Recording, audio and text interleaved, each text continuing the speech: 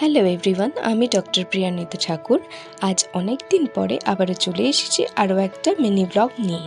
দিনটি ছিল 23শে জানুয়ারি। আমার আর দিদির দুজনেরই ছুটি ছিল, আর আমাদের বাড়িতে এসেছিল আমার পিস্তত দিদি আর আমার ভাগ্নে। তাই সবাই মিলে আমরা চলে গেছিলাম দক্ষিণেশ্বর আর বেলুড় মঠে। দক্ষিণেশ্বরে আমরা আসলাম বেশ অনেক বছর পরে। তো আজ আমরা ভেবেই এসেছি যে পুজো দেব। যেহেতু একটু বেলা করেই গিয়েছিলাম, তো ভিড় থাকলেও আমরা শান্তিমতো পুজোটা দিতে পেরেছি। আমাদের প্রায় আধ ঘন্টার মতন লেগেছিল পুজো দিতে।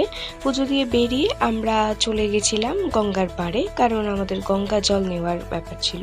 তো গঙ্গা জল নিয়ে আমাদের, যেহেতু আমরা সকালে কিছু খাইনি আর লাঞ্চ টাইমও হয়ে গেছিলো, তো আমরা ডিরেক্ট চলে গেছিলাম লাঞ্চ করতে। প্রথমে এখানে যে ফুড প্লাজাগুলো আছে সেখানে গেছিলাম খেতে, কিন্তু ওখানে ভাত ছিল না, আর আমরা ভাত খাবো ঠিক করেছিলাম। তো মন্দিরের থেকে বেরিয়ে আমরা বাইরে একটা হোটেলে, সেখানে আমরা ভাত খেয়েছিলাম। লাঞ্চ শেষ করে আমাদের যাওয়ার কথা ছিল বেলুড় মঠে। তো আমরা এই মার্কেটের মধ্যে দিয়ে লঞ্চের যেই রাস্তাটা সেদিকে যাচ্ছিলাম, আর গিয়ে দেখলাম যে টিকিট কাউন্টারে এতটাই লাইন, আমরা যদি লঞ্চ করে যেতে চাই তো আমাদের অনেকটাই দেরি হয়ে যাবে। তাই জন্য আমরা ঠিক করলাম যে আমরা এখন যাওয়ার পথে অটো করেই যাব, আর ফেরার পথে লঞ্চ করে ফিরব। বেলুড় মঠে আমরা এর আগে যে কয়বারই গেছিলাম লঞ্চে করেই গেছিলাম, এই প্রথম আমরা বাই রোড বেলুড় মঠে গিয়েছি। বেলুড় মঠে পৌঁছেও আমাদের কিছুটা টাইম অপেক্ষা করতে হয়েছিল, কারণ দুপুরের দিকে কিছুটা টাইম বন্ধ থাকে, আর আমরা সেই টাইমে পৌঁছে গেছিলাম। তো বসে কি করব, তো আমরা বাড়িতে যে পুজো দিয়েছিলাম ফলগুলো নিয়ে গেছিলাম, তো সেগুলোই বসে বসে খাচ্ছিলাম। এভাবেই আমাদের টাইমটা কেটেছিল।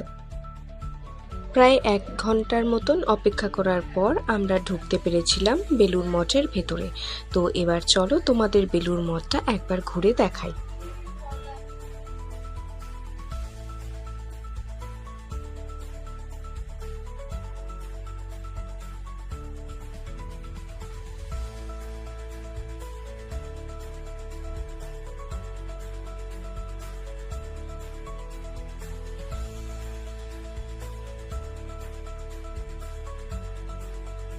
তো এই ভিডিওটা এখানেই শেষ করছি। নেক্সট পার্ট নিয়ে চলে আসবো খুব তাড়াতাড়ি।